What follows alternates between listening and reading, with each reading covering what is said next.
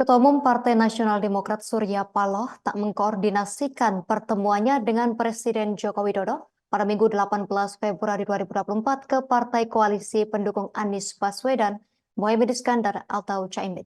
Keterangan tersebut diungkapkan Ketua DPP PKB Cucun Ahmad Syamsurijal. Menurut Cucun, setiap partai politik memiliki hak masing-masing untuk membangun komunikasi politik. Maka dari itu, sesama partai politik tak boleh mengintervensi.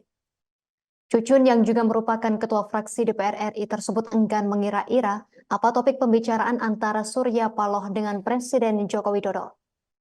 Sementara itu, Sekretaris Jenderal Partai Nasdem Hermawi Taslim mengatakan pertemuan Ketua Umum Surya Paloh dengan Presiden Joko Widodo hanya silaturahmi biasa.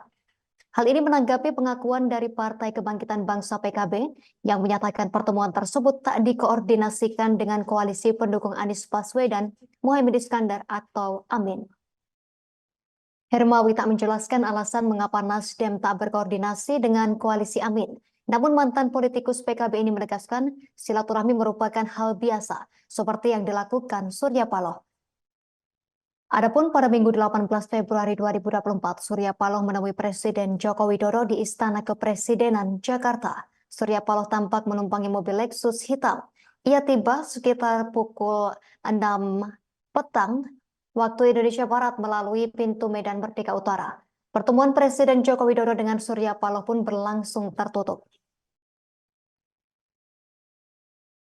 Harapan ke Pak Surya Paloh kepada Nasdem apa sih, Pak?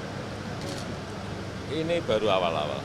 Nanti kalau sudah Terima kasih, Pak. final nanti kami sampaikan. Terima kasih. Tapi itu sebetulnya saya itu hanya menjadi jembatan.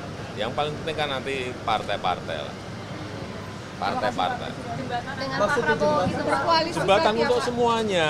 Saya ingin menjadi jembatan untuk semuanya. Terima kasih, Karena Pak. urusan apa itu urusan